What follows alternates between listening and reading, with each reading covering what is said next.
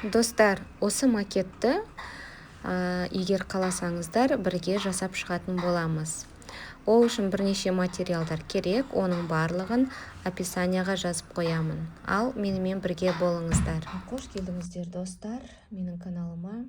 Егер осы видеоны көріп отырған болсаңыз, яғни сіз эко мектепті жасауды үйренетін боласыз менімен бірге.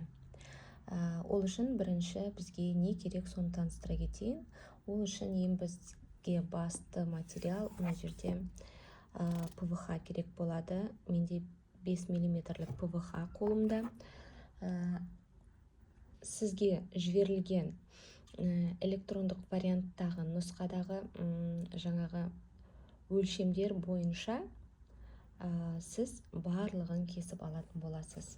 Мінекей, әр бөлшек менде бұлай уже кесіліп тұр. Бұның барлығы өлшем бірліктері сізде бар уже. Мінекей, төбесі қойылатын, сәл табанынан үлкен, осылай кесіп аламыз. Және де біздің осы электрондық вариантымызды да шығарып дайындап қоямыз. Және де ең тағы да бір басты материал ол бізде қараңыздар, мынандай материал ор стекло деп аталады. Тонкий варианты, бірақ бұдан да тонкилар бар. Енді менде магазинде осы ғана бар болды, ең тонкийдің арасынан. И осыны алдым. Бұл негізі жұмыс жасауға сәл қаттылау. Бұны кесу үшін канцелярский ножбен бір 4 рет, 5 рет жүріп шығу керек, сол кесе ғана кесіледі. Негізі бұдан да тонкилары бар болады. Бұл менде 0,5 мм, кажется. Вот осындай үлкен лист бар менде ор стеклоның. Сіздерге бұндай үлкен лист керек емес болса, Каспийден жаңағы кішкене форматтағы листтерді алсаңыздар болады. А3 форматтағы жеткілікті болар деп ойлаймын біздің жұмысымызға. Ал негізі менде енді осындай листпен жұмыс жасаймын.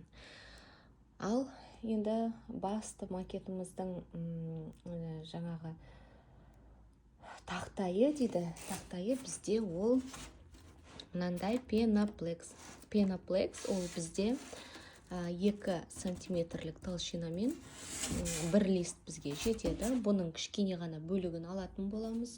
Содан кейін оның үстіне төселінетін мынандай фетр қағазы бар болады бізде. Фетр қағазы менде қалыны. Жұқасы да бола береді бұл макетке.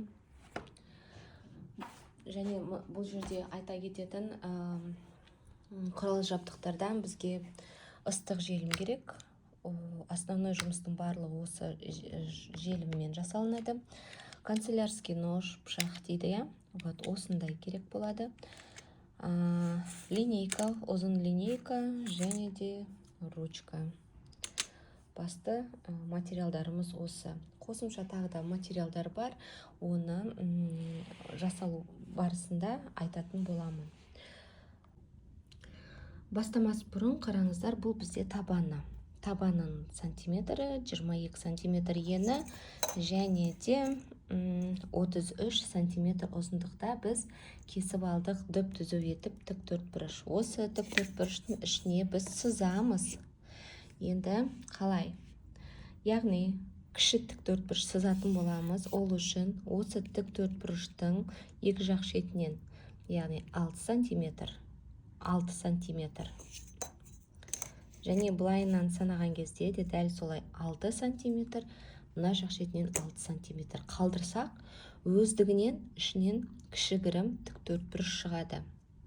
Осы тік төртбұрышқа сай біз тағы да мектептің қабырғаларын кесетін боламыз. Ол үшін бізде қараңыз, мынандай 2 қабырға шығады. Яғни бұл тік төртбұрыштың ұзындығы бізде 21 сантиметр.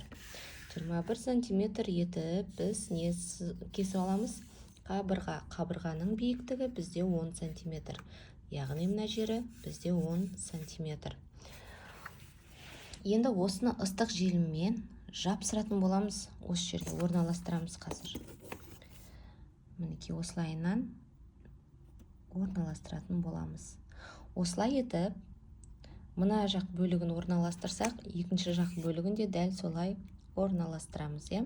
Менің қолымда бір телефон бар болғаннан кейін жасалу процесін жақсылап сіздерге көрсете алмай отырмын. Так, содан кейін екінші жақ бөлігі ол бізде мінекей мына ені, иә. Еніне де мен уже кесіп қойдым. Биіктігі 1,10 сантиметр болса, ұзындығы мына жерде 9,5 сантиметр. Қазір осыны мен орнататын боламын. Қараңыз, мен табанını орналастырдым. Жаңағы сызып шыққан жеріне дәлдетіп, былайынан орналастырдым. Әр жер, мысалы, мына екі қабырға мынандай ыстық желіммен жапсырылады. Ары қарай не істейміз? Ары қарай біз әлі қабырғасын сәндеудеміз. Ол үшін мынандай электрондық вариантты кесіп аламыз. Мына жердің сантиметрін 5 сантиметр етіп, осылайынан кесіп аламыз. Вот, енді осыны қабырғасына жапсырып шығайын деп отырмын. Яғни жартысы мынандай плиточный болсын деп. Осылайынан жапсыратын боламын қазір. Және де осылай етіп айналдырып жапсырып шығам осы қабырғалармен. Енді қараңыз, мен жапсырып болдым. Қабырғасына жапсырдым және табанына жүретін жерін жапсырдым. Мына жерден 2 сантиметр алып отырсаңыз, сіз тура ортасына жапсырып шығасыз. 2 сантиметр. Түсінікті ғой, иә? Өйткені бұл жер бізде 6 сантиметр. Мына өзі 2 сантиметр. 2, сонымен бізде болады 6 сантиметр. Ары қарай жасаймыз. Енді біз мына жақ шетіне шөп жапсыратын боламыз. Қазір оны да көрсетемін.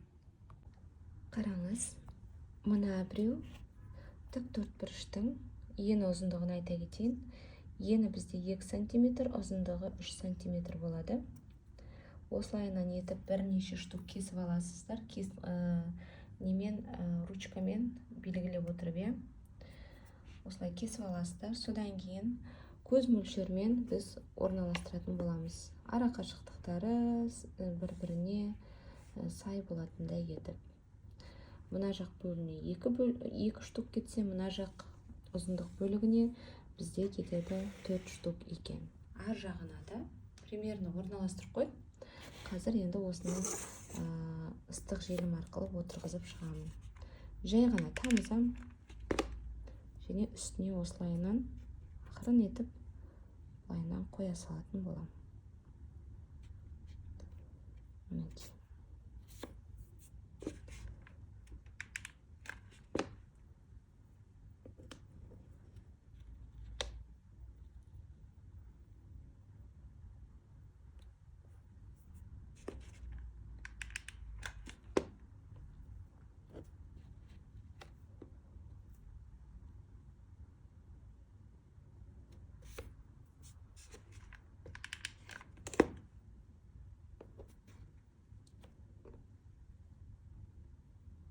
Мінекей.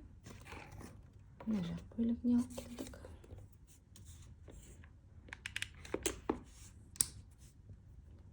Ыстық кілейлеріңіз қатты ысып кетсе өшіріп қойыңыздар. Өшіруді ұмытпаңыздар. Мінекей. Түсінікті деп ойлаймын. Барлық осы біздің кішкентай газон болып саналады бұл. Осы газонға біз қазір гүлдерді егетін боламыз. Біз әлі қазір бірінші этаждамыз бұл мектептің.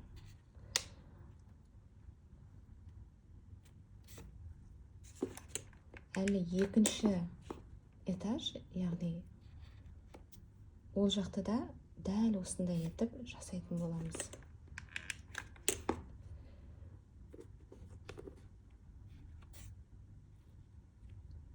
Өйткені біздің мектебіміз, эко мектебіміз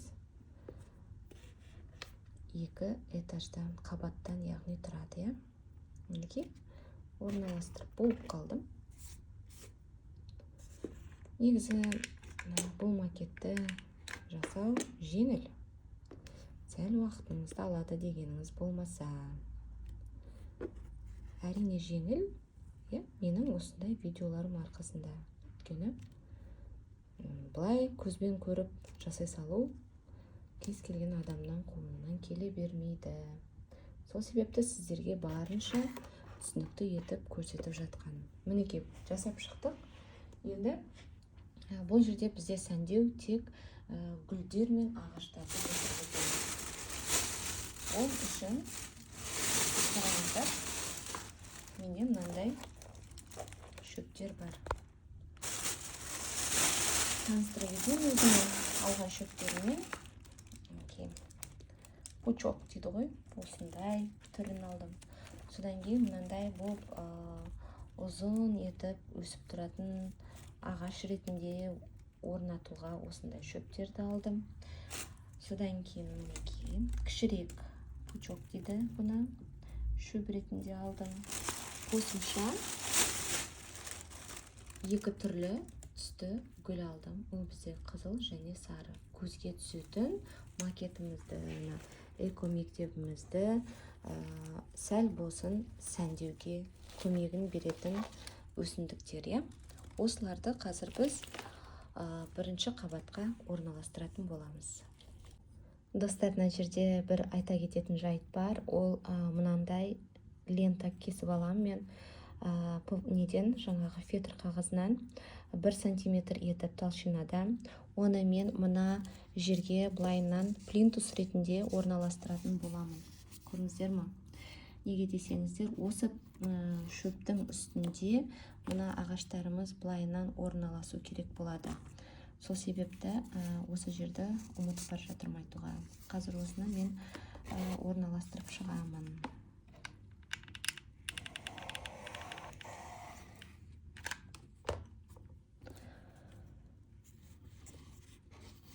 Осылайынан. Осылай орналастырып аламын. Содан кейін мына жерде былайынан етіп кесіп өлшеп көреміз. Дәл келе ме? О, дәл келеткен. Яғни мына жақ бөлігіне де осыны осылайынан орналастырамын. Былай.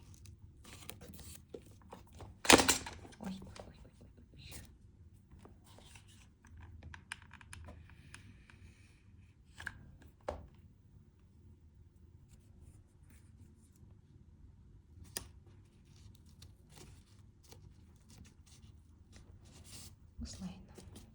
Осылай қалған бөлігінде жасап шығамын. Орналастырып болдым. Енді қараңыздар, былайынан бөліп алып отырмын. Ол үшін мына шөптің, мына шөп қайда? Мына шөптің табанына жапсырамыз. Содан кейін сәл ғана бір шетіне жақып қоямыз. Оны мына қабырғаға іліп жіберу үшін. Мінекей жабысты ма жеріне, және қабырғасына осылайынан тегіс қоямыз.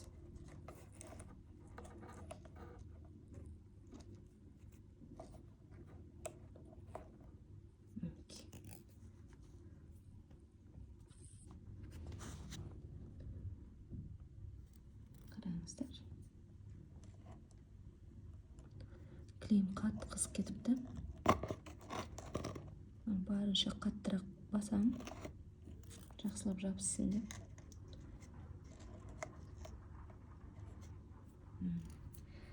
Осылай мынан шықты. Осылай бірінші қойып көрем.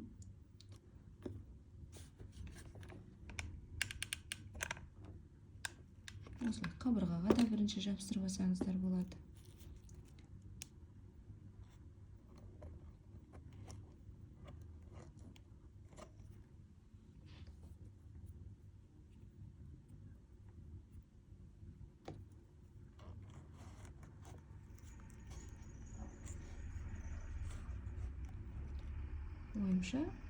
Менің ойымша 3 жерге жапсырсақ жеткілікті болады деп ойлаймын. Қараңыздар.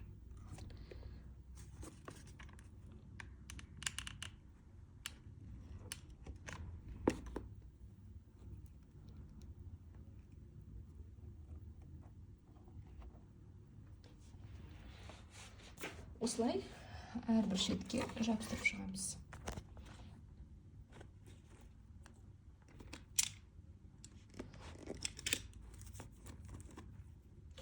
Мына жақ шетке біреуде жетеді. Жоқ, екеу жасайық. Екі шетіне қарай екеу жасайық.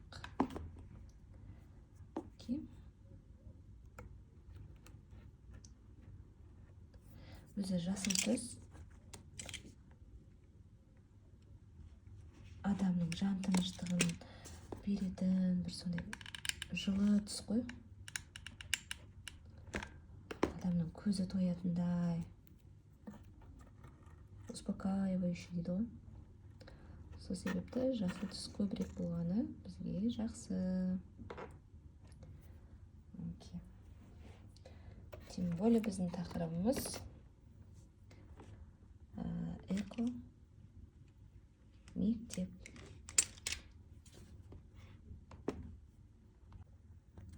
Ары қарай жалғастыра берейін. Бірден айтып кететін жайт, ол мен уже мынандай гүлдерін отырғызып жатырмын.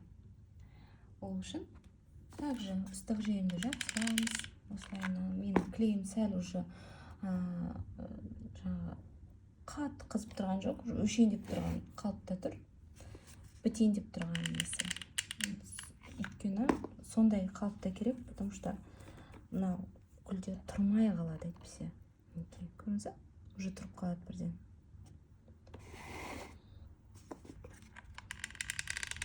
Яғни клейім қатаяйын деп тұрған кезде орналастырған дұрыс бұндай жұмыстарды. Қаттырақ баса қойын. Дайын болып шықты. Екінші қабатымызды дәл осылай етіп жасайтын боламыз. Оны мен сіздерге түсірмей қояйын. Бірінші қабат секілді тура етіп қайталап шығатын боламыз. Достар, қараңыздар, мен екінші қабатты да жасап болдым. Бұл жерде дәл бірінші қабаттағыдай болып шықты. Мінекей, бірінші қабатымыз, мынау екінші қабатымыз. Мынау менде рулоновый обой. Строительный магазиндерден алсаңыздар болады, немесе Каспий магазиннен алсаңыздар болады. Рулон болып келген өзі азап қана бөлігі қалды. Уже бірнеше рет пайдаландым. Бұл ағаш секілді түрі. Бұл жерде біз төбесін жасайтын боламыз, яғни крышасын. Ол үшін мен қарасаңыздар, сәл мына жерде шеттеріне мынандай етіп қалдырып барып кесетін боламын. Осылайынан кесіп шығамын. Мінекей мен жапсырып алдым. Енді мына жерде байқасаңыздар, жаңағы артық шеттері шығады. Соны біз ақырында кесіп алып тастаймыз. Мына біреу шетінен жүретін таяқшаларды да біз осылайынан жабыстырып алдық. Көрдіңіздер ма? Мынау жаңағы біздің самоклеющий обойға жабыстырдық. Содан кейін тоже былайынан қиып алып шығамыз барлығын. Мінекей, мына жерде таяқшаларымыз дайын. Бұл жерде мынау бөлек тұра тұрсын. Ал мыналар бізге қазір керек болады. Осылайынан қазір қараңыздар, осылайынан бүйтіп орналастыратын боламыз. Осылайынан орналастырамыз. Екі жақ ұзындығы бойынша бірінші жапсырып аламыз. Осылайынан. Содан кейін барып енін жапсыратын боламыз. Осылайынан. Көрдіңіздер ма, мен уже төбесін жасап болдым. Ол үшін не істедім? Мінекей, шетіне сіздерге берген өлшемдері бойынша жапсырып шықтым. Дұрыс болмай қалыпты сәл. Қалған жерін көрейік. Қалған жері дұрыс. Мінекей, осылайынан шықты. Осылайынан орналастыратын боламыз. Қараңыздар, тақтайын мен жасап алмақшымын. Тақтайын мен сіздерге берген өлшемде кесіп алдым. Және де мінекей үстінен фетрді жапсырамын ыстық жеріммен, сосын артығын кесіп тастаймын. Ары қарай жұмысты көрсете кетейін, я ештеңке өткізіп алғым кеп тұрған жоқ, сіздерге барлығын толық көрсеткім кеп тұр. Мына жерде А4 қағазды мен кесіп алдым. Қалай? Кәдімгі үйдегі мынандай тарелкемен, қолыма түскен тарелке осы болды. Мінекей диаметрі 21 сантиметр тарелкемен былайынан қойып отырып біз қиып алдық. Одан бөлек бізде мынандай қағазымыз бар, я. Бұны да мен мынаны тарелкемен өлшек 15 жарым сантиметр, 15 жарым осындай диаметрмен оны да осылайынан қойып кесіп алдық. Енді бұл не үшін керек? Бұлайынан қойған кезде осылайынан түсу үшін. Осылай етіп қазір жапсыратын боламыз. Қараңыздар, мінекей мен уже кесіп алып қойдым. Бұл кесіп алған формалардың размерін мен сіздерге беремін. Дәл сол размерде сіздерде кесіп алу керексіздер. Енді қараңыз, мына жерде біз ені бойынша жасаймыз. Бұл макеттің ені, яғни мына жақ қабырғасына орнататын боламыз. Ол үшін мінекей дәлме-дәл қойып жатырмыз, я. Табан жағын қарасаңыз, мінекей көрсетілген екі бұрыш-бұрышына тиіп тұр. Енді қараңыз, бұл жерге мына стекломызға, я, әйнегімізге мынандай етіп кесіп аламыз қағаздар, ПВХ-лар. Бұл менде 8 мм-лік, соны қолданғым кеп тұр. Не обязательно, можете мынандай 0,5 мм-лік менде ары қарай жалғастыра беруге. Менде бұл остаток материал, осыны қолданайын дедім. Енді бұны не үшін қолданам? Қараңыздар, мына жақ бөлігіне алып келемді, мынаны былайынан жапсырам. Сол кезде 0,5 сантиметр астында мынандай болып қалу керек. Ол не үшін қалу керек? Мына жерге былайынан жапсу үшін. Түсінікті, я, сіздерге? Енді бір айта кететін жайт бар. Мына жерде екінші қабатта мінекей мынандай етіп мен қиып тастадым. Өйткені мына жерде қазір былай қойған кезде сәл мынау тақалып қалайын деп тұр бұрышы. Сонда тақалмас үшін, осылайынан кету үшін сәл бұрышын алып тастадым. Прям өлшеп керек емес, сәл кішкене алып тастасаңыздар, сол кезде кедергісіз ол тұратын болады сіздерде. Қазір енді бірінші мен не істеймін? Бірінші мен мына бетке екі жақ шетіне, қараңыздар, екі жақ шетіне былайынан етіп мына жапсырып алам.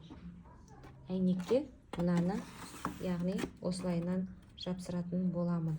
Екі жақ шетіне. Дәл осы қалыпта.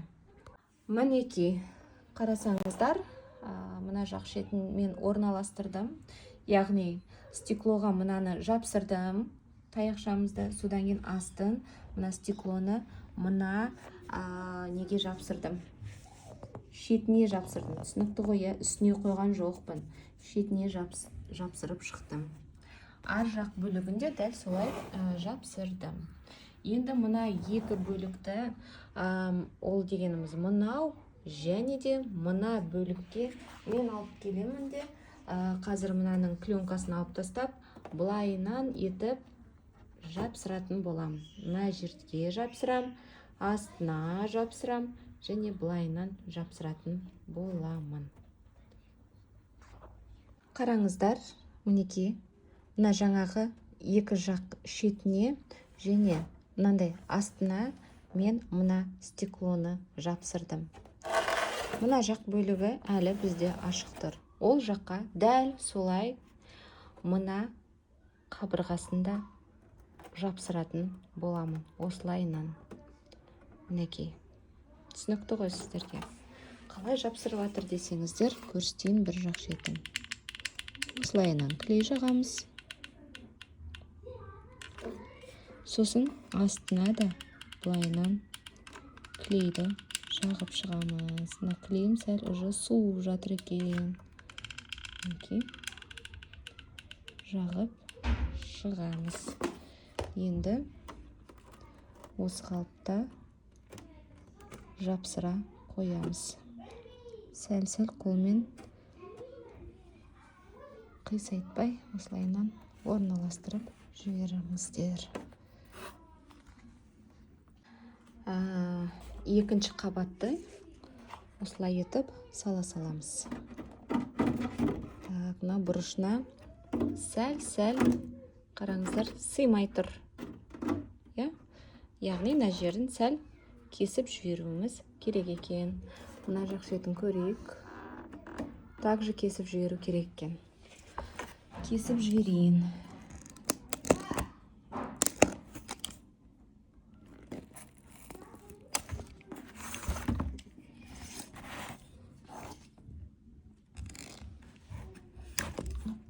Осылайынан кесіп жібердік.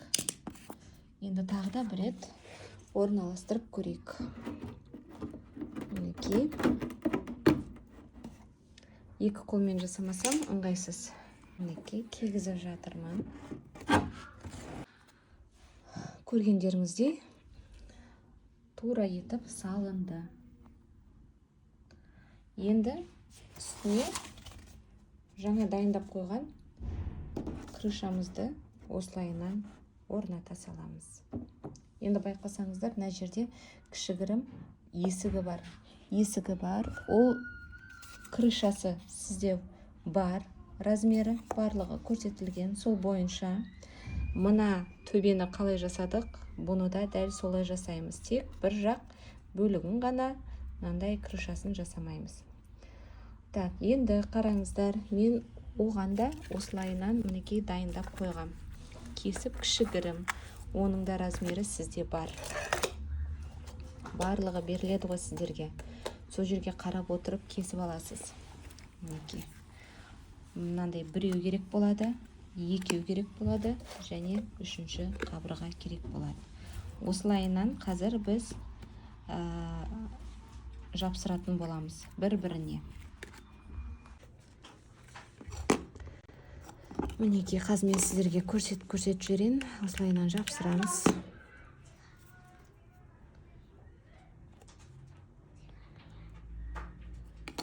Екіншісі қайда? Екінші бөлігі ары қарай. Екінші бөлігі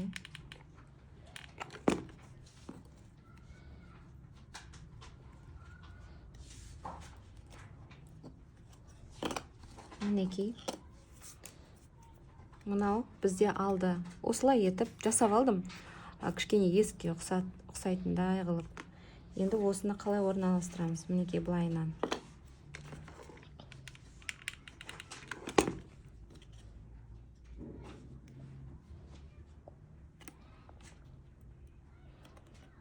Екінші жағына да.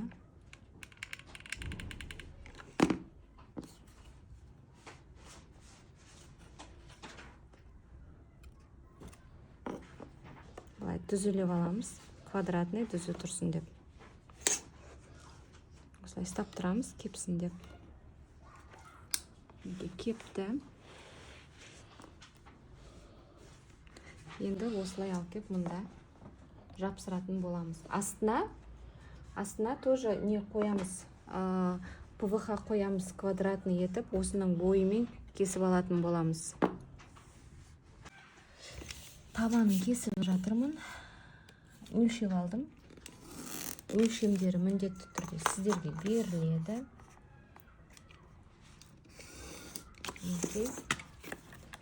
Осыған енді мынаны былайынан жапсыратын боламын.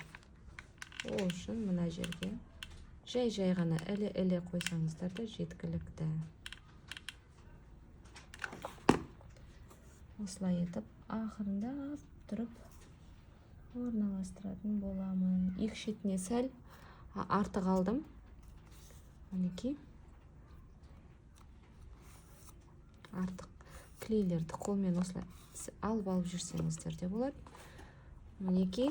Енді мінекей осы мынаны жапсырып алайын деп тұрмын, кішкене ғана кесіп алдым. Оны былайынан жапсырып қояйын деп тұрмын. Содан кейін бұл жерде де сәндеу үшін екі шетіне кішкене ғана гүл отырғыза салайын деп тұрмын, осылайынан.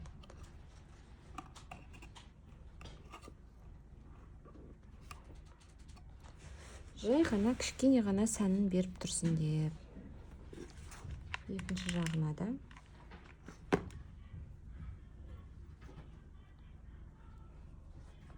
Так, толық жабысқанын күтеміз. Мұнда қабырғасына да іліп қойайық. Сонда точно толық жабысады. Мінекей дайын болды. Енді бұны жаңағы основной біздің макетімізге орналастырамыз.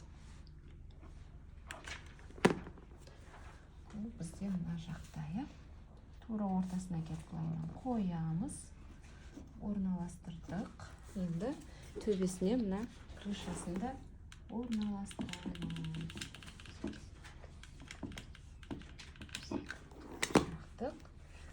Осылайынан кигізіп отырғыздық.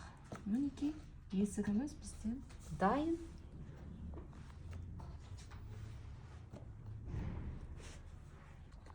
Көрдіңіздер, мінекей есігіміз қалай орнықты. Мінекей төбеміз әлі ашық. Неге ашық десеңіздер, мен ішінен шамдарды жүргізбекшімін. Мына светті алтын ала өткізу керек едім. Мына сыртын қаптамас бұрын, сол себепті сәл қиындау болды жапсыруға. Көрдіңіз ба? Осылайынан мен жүргізіп шықтым. Және де ары қарай да жалғастырып жатырмын. Бірінші қабатқа жүргіздім. Мінекей былай қабырғасынан жүргіздім. Енді осыдан мына екінші қабатымыз бар бізде. Осы қабаттан жүргізу үшін мына бұрышқа түсіп тұрма, осы бұрышты тесу керек болып тұр қазір. Тесіп, мынаны шығарып алу керек болып тұрмаған. Шығарып аламда, ары қарай екінші қабатты да осылайынан айналдырып, жеткенше жүргізіп шығатын боламын. Негізі бұны қаптамас бұрын жасап алғандарыңыз әлде қайда дұрыс болады. Мінекей мен өткізіп алдым. Сіздерге байқалатын шығар, мына жерде тесіп өткізіп алдым. Енді мен жапсырамын. Қалай жапсырып жатыр десеңіздер, барлығы сол бір ыстық желім арқылы осылайынан сым темірді жапсырып шығамын. Сәл ыңғайсыз. Жарайды, өзімнен көр демекші. Бастапқыда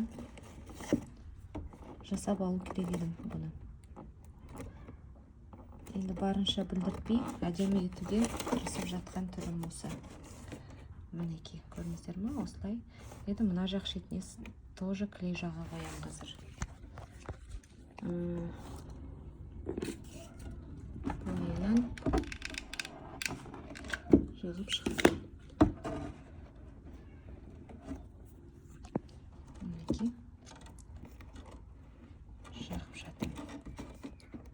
Осылайынан айналдырып жеткенше, азақ қалды, жеткенше айналдырып шығамын. Мінекей мен клейді немен отырғыз шықтым, светтің клеймен. Жақып көрейік. Осылай артына шықты. Негізі әдемі болды. Свет орналастырғаны дұрыс болды. Көрдіңіздер ме? Мінекей алыстап көрсетем.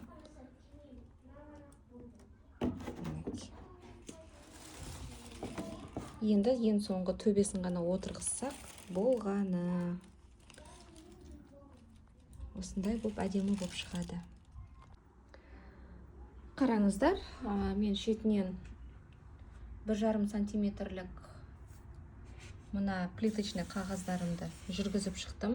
Айналдырып, артынан, түгелінен айналдырып, бұлайынан жүргізіп шықтым. Мына жерге де төседім қосымша. Яғни ары қарай уже өзіміздің фантазияларыңызды қоссаңыздар болады. Қазір мен мынандай етіп ПВХ-ны кесіп алдым. 0,5 сантиметров. Яғни осылайынан қойып шығатын болам. Жамап шығам. Былай шеттерінен түгелінен жамап шығатын болам. Мінекей. Мынандай үшбұрыш етіп кесіп аласыздар. Содан кейін мынаған жапсырасыздар. Артына қойып, мінекей былайынан жапсырасыздар. Сөйтіп күн сәулесі панельдерін орналастырып шығатын боламыз. Ары қарай сәндеуіміз әркімнің өз еркінде, фантазия бойынша. Енді сіздердің гүлдеріңізде, шөптеріңізде ары қарай болуы мүмкін. Ал ары қарай сәндеуге сәттілік.